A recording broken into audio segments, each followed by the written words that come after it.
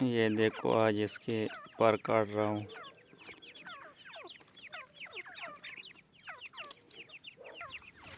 इसका फ़ायदा ये है कि ये पर जब काट जाते हैं तो ये ग्रोथ बहुत अच्छी तरह करते हैं।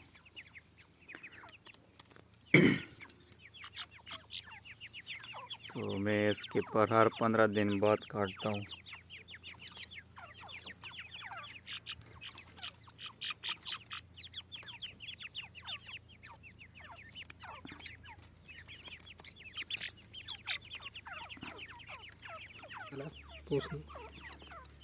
अभी ये बड़ों से काट रहा हूँ।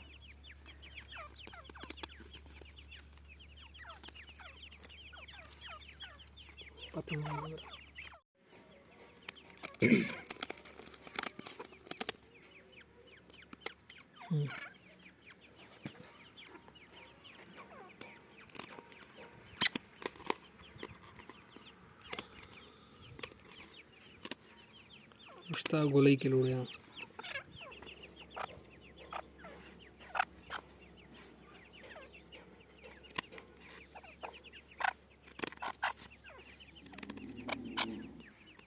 लीजिए।